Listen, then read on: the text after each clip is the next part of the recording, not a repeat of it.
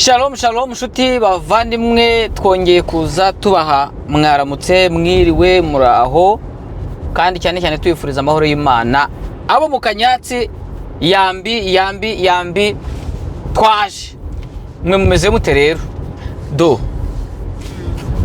asuhuzo nababaze ngo mumeze mute Shalom shalom shalom shalom shalom hello yambi bavandimwe bacu beza nshuti zacu dukunda amahoro y'Imana turabashuje tuvuga ngo Yesu ashimwe turabashuje tubabwira ngo amahoro y'Imana abane namwe mwese mumeze mute iminsi ko yaribaye myinshi mumeze mute ntagira usubiza ngo tumeze dutya so turabashuje rero mwebwe mudukunda cyane mukanadukurikira mukanaduha na comment umva turabashuje nimuceceke mugakandaho nimuceceke mukanavuga umva mukanavuga muti yes ye turi Imana yo mwijuru Imana y'amahoro ibahe umugisha turabizirikana kandi ntabwo tubifata nk'ibisanzwe muri inshuti zakadakogwaho zakadasohoka abantu b'inkoramutima cyane kuko mutwereka yuko muri kumwe natwe mutwereka yuko turi kumwe n'ukuri ntabwo tubimenyera Imana ibaha umugisha rero turabifurije amahoro y'Imana amahoro turanezerewe kuko ni undi munsi ni ubundi buryo Imana ibishyizeho amuririmbye aremye ngo ni Imana yakandi karyo buri munsi igitondo iyo kije uvuye mu ijoro ukabona ukuntu ijoro riba rireba ukagenda ukaryama hari n'abaryama ku manywa ariko tuzi ko ijoro gisobanura hanini nubwo ntabwo ari ukuryama hari abataryama nijoro ahubwo ijoro rinuka amanywa ariko ibyo byose bigaragaza kandi imiruho y'isi ukuntu ibintu byagiye bisa nabi byose ibyo tujemo ariko ubundi ijoro ni ishusho yo kuruhuka umuntu akirirwa agenda umuntu akirirwa akora apana kugenda gusa ariko igihe cyagera nijoro akaruhuka ni nayo mpamvu no mu bintu by'Imana iyo ufashe umugoroba cyangwa se igitondo ahanini umva lisanse mbega y'igihe cyo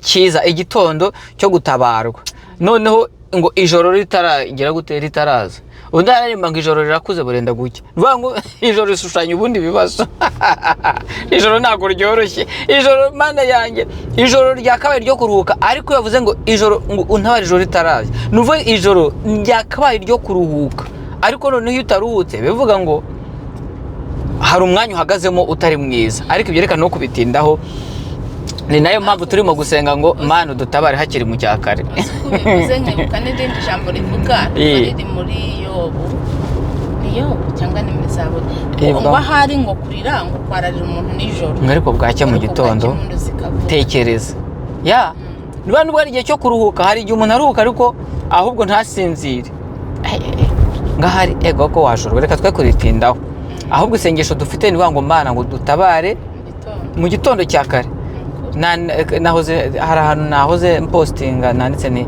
Mana udutabare mu gitondo cya kare abanzi bacu batarabyuka babyuke bataranatekereza ko kubyuka bibaho kubera iki kubera yuko mu gitondo tuba tuvuye mu ijoro umwanzi iyo ari nijoro rero burya nijoro ntabwo umwanzi wawe abakureba uba uri wenyine niyo mpamvu rero mu mvugo iyo mvuze gutyo ngo Mana udutabare mu gitondo cya kare abanzi bacu batarabyuka atarabyuka gifite ubutono atarakaraba mu maso ngo atangira areba gusa atarashyira ubwenge ku gihe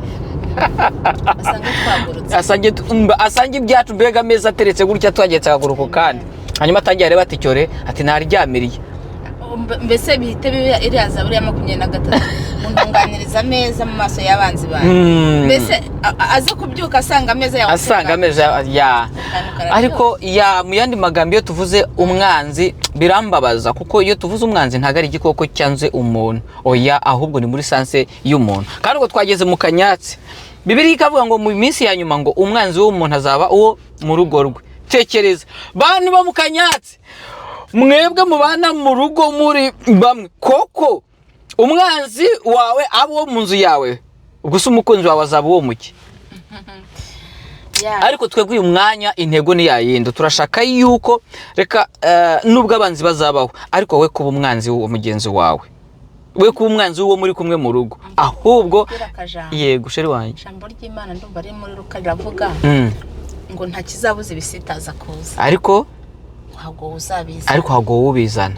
Ubuse koko oya twaje ni bya bindi uyu rero nk'uko ubivuze urabona iyo uvuze ngo umwanzi reka tuvugishe ukuri, twese ubundi Imana turemye mu ishusho yayo turi beza, muri kamere zacu ubundi turi beza, ariko umwanzi shane Satani, umwanzi ni Satani, naza akajombamo akantu upfa gukingura gake gato cyane agahita yinjira ugasanga arakwinjiriye uribaza ni gute se umwanzi wawe yakabaye wo mu rugo rwawe. Burya wo mu rugo rwawe se ninde? Ni uwo mwashakanye, ni umwana wawe, ni inshuti yawe. Ubundi kuvuga wo mu rugo rwawe nta ndwara kuvuga ngo wenda ni umuntu mbega muziranye. Urundi rugo tunarwite ni mu mutima, ni umuntu wese washyize mu mutima wawe, ni umuntu wiyegereje, ni umuntu mwegeranye.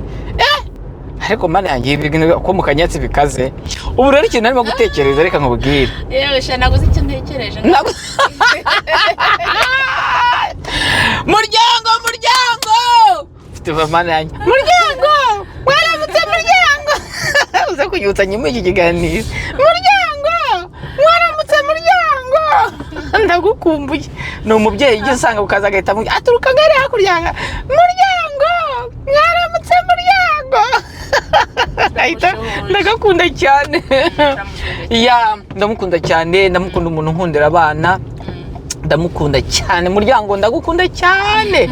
Muryango rero abana banyu basaba bavuga ngo ari muri akavuga ngo iki? Ngo vazi. Muryango yigira abana igifaransa ngo vazi, très vite. So, karagaciye mu kanyatsi turavuga. Ubu rero bakumbuye vazi.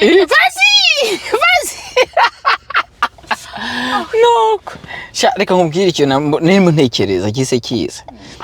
Umuryango rwose ndaryama nkatekereza umuryango, nagenda umuryango nagera gutekereza. Kandi no context yo gutekereza umuryango manitekereza ibibazo byo mu muryango, ubwo ko biducurangure, biducuragane, bitujyane dukora iki kugira ngo ibibazo by'umuryango bigabanuke.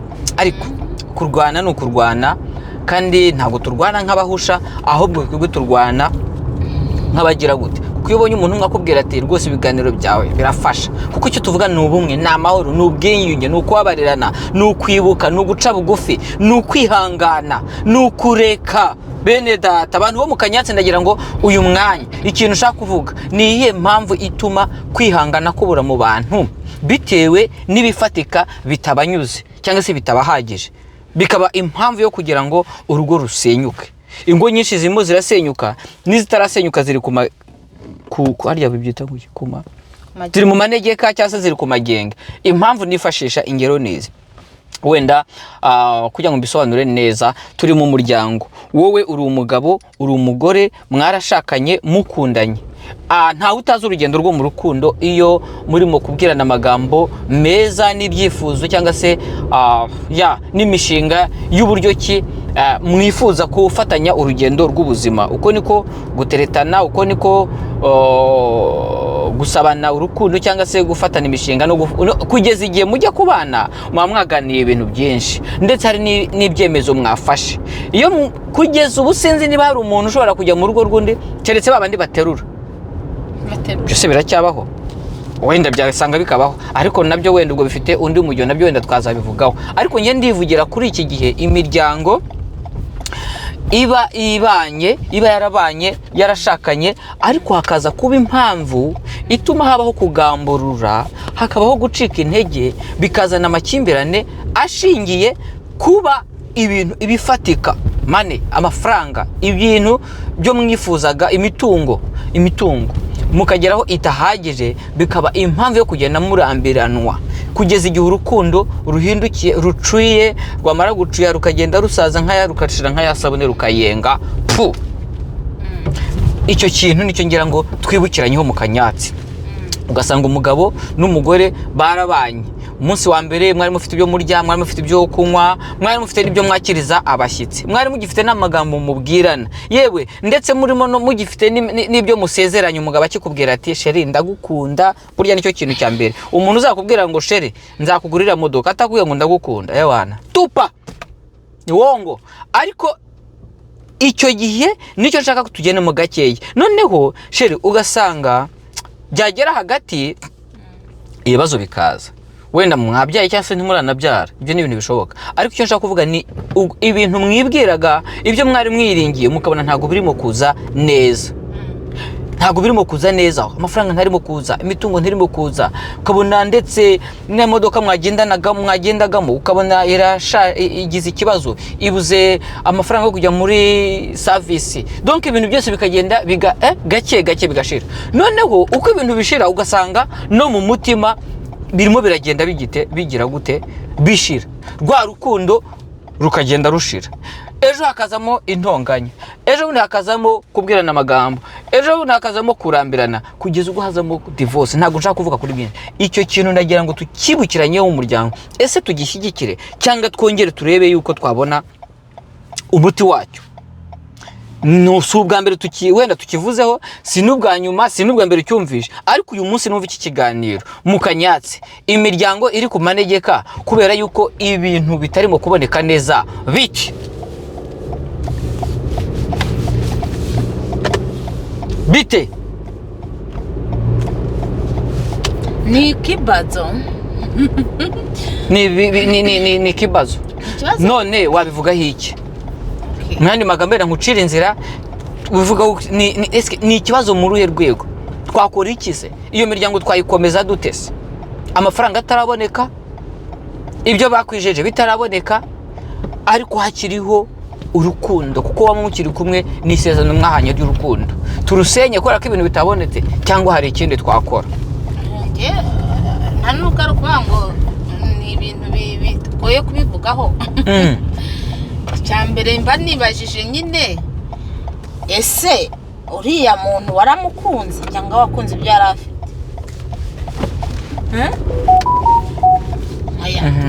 Tubanza tubyumvikane aho hantu.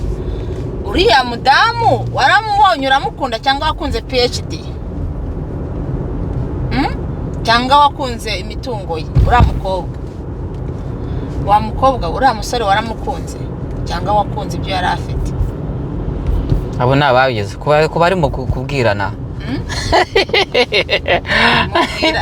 Reka dusubire inyuma, kubera ko urimo uratereta urukundo cyangwa urimo uratereta imitungo. Kubera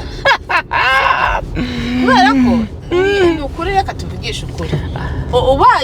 Ubaye warakunze umuntu kubera uwo ari we nyine, ukamukunda nk'umuntu, ntabwo numva yuko imitungo ariyo yaza gutuma mwangana.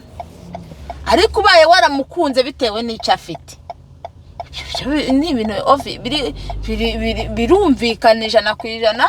Niba naragukunze kubera ibintu ufite atari weho nakunze ibintu byawe, ibyo bintu byawe simbe nkibibona, ni ukuvuga ngo rwa rukundo rurajyana na bya bintu nakunze, sibyo? Ikibazo. Ariko mu by'ukuri niba ari wowe nakunze, biriya bintu tukagira umugisha wenda bikaza, cyangwa se nkasanga uranabifite, ariko mu by'ukuri nubwo wari ubifite ntabwo ari byo narebyeho, narebye wowe. Sinumva yuko kuba ibyo bintu byagenda ariho haba intandaro yo kugira ngo dutandukane. Aho haba ari ikibazo kuri pe, aho haba ikibazo. Lord closed here. Okay, gonna turn that side. Yeah, so ahangaha rero ahanini usanga hari abantu ibyo bintu byananiye kwihangana, ugasanga kuri ubu ngubu ndabizi ko uwo wumva ikiganiro no uzi ko umuryango wango mumeranye, no uzi ko ibibazo mufitanye bimeze. Ariko ikintu turimo kureba, nyamuneka nta nubwo nshaka kubitindaho cyane, gusa numvishe byanza ari byo natekereje kuvugaho.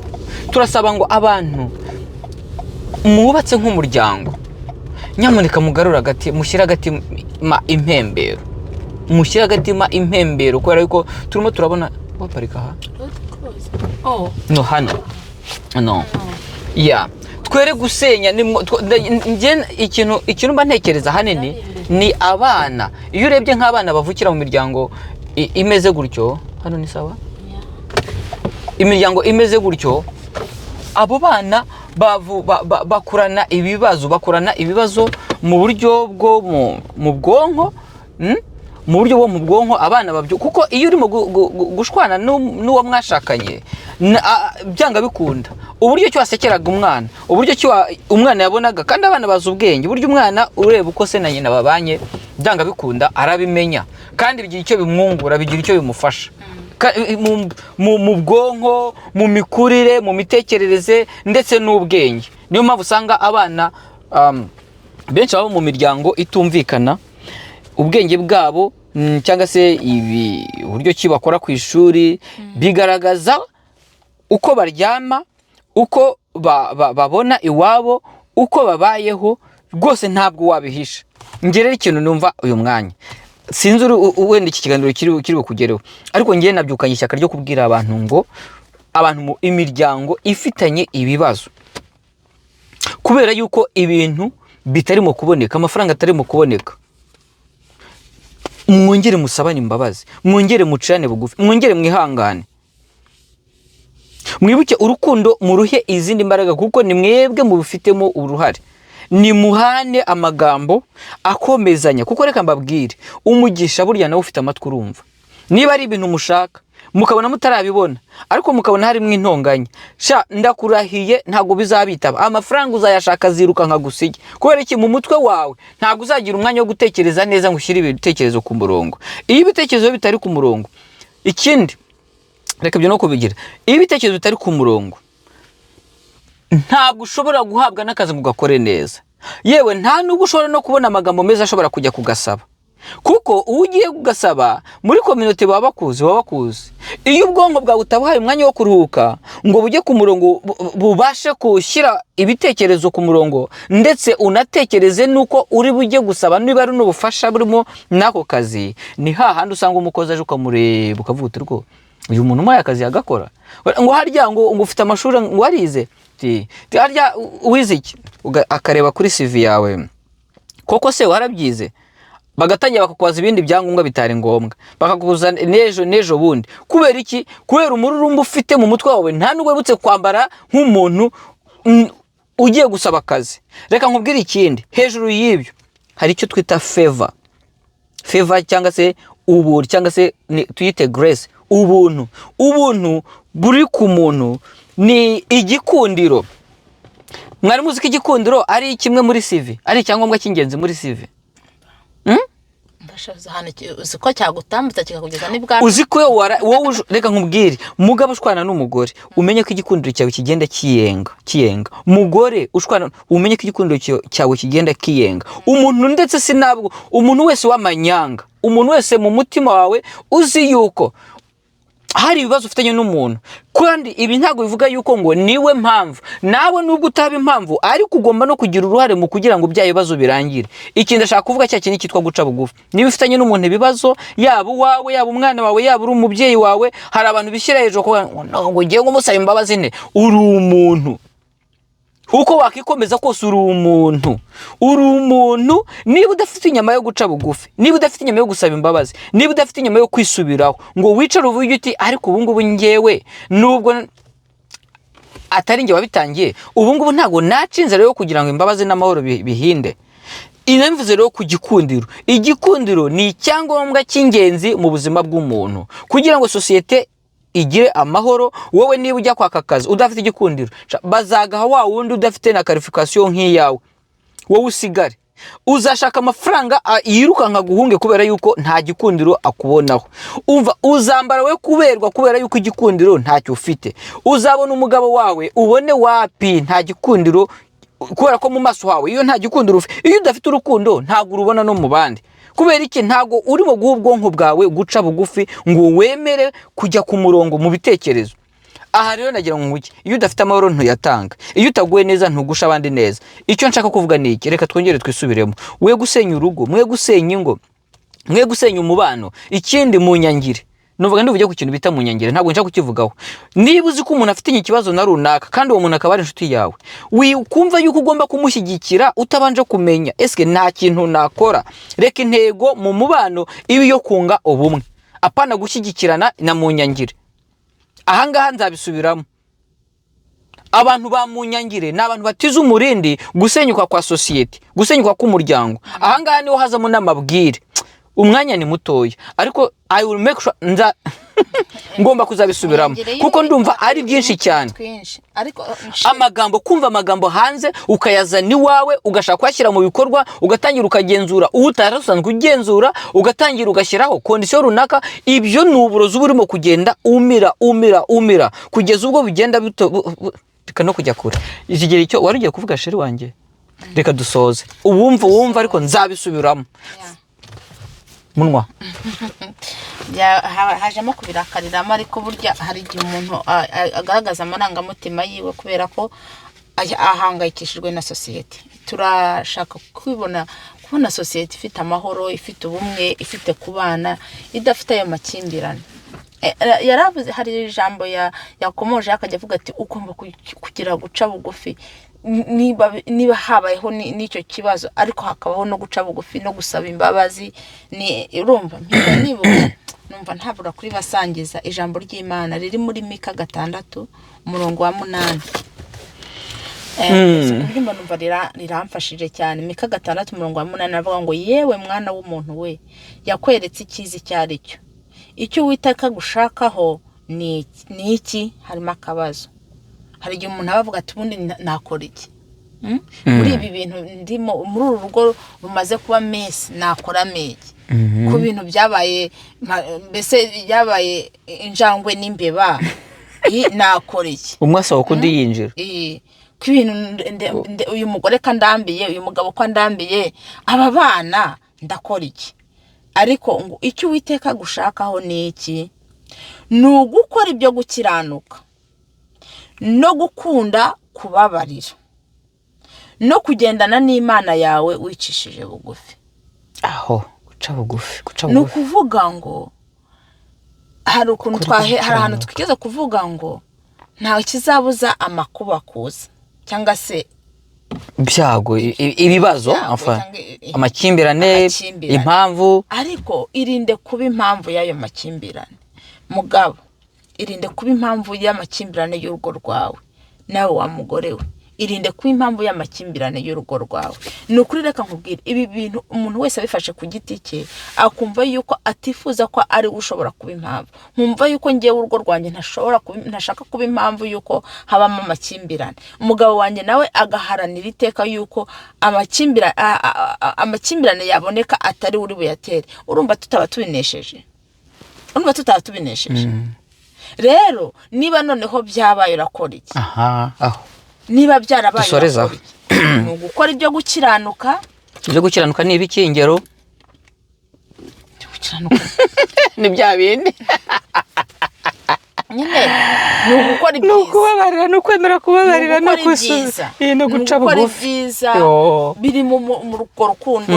Urumva biri mu bwo buneza. Noneho hano mu Cyongereza baba ngo to love, ngo gukunda kubabarira, ukumva urukundo ufite kubabarira, ukumva urabikunze mbere. Ari ibintu urumva, ukumva nyine kubabarira ni kimwe mu bikugize. Urumva ukumva ufite imbaraga zishobora kurenga bya bindi kanaka yagukoreye, ariko ukamubabarira, ukarenga kureba kuri bya bindi yakoze. Sherutswe ukuntu kubabarira biryoha. Biraryoha. Uzi ukuntu umva akanyenga umunyenga wabyo, umva mu mutima, umva uruhutse, akayaga kagahuha mu mutima. Urumva ukabikunda, ukumva ufite imbaraga zishobora kurenga ya makosa mugenzi wawe yakoze, ukamubabarira. Noneho ngo no kugendana n'Imana yawe wicishije bugufi. Kwicisha bugufi. Aho ni ukemera yuko, ukemera gushira imbere mugenzi wawe. Ubundi ngo mu by'icyubahiro ngo buri wese ashyire mugenzi we imbere. Wese ubwo ujye ushyira mugenzi wawe imbere, cyangwa buri gihe wumva ko ari wowe uri hejuru.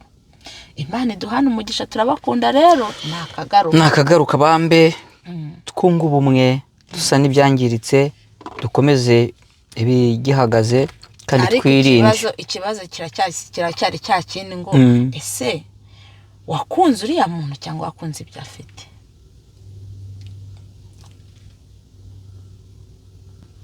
Ikibazo ngo ngaho bitekerezo uzatubwira. Imana ibaho umugisha. nakagaruka turabakunda kandi ibi biganiro ngo muhanahane duhanahane ni igihe cyo gukura twe kuba ingwingiri twe gukura gake gake ariko mpora otukawara.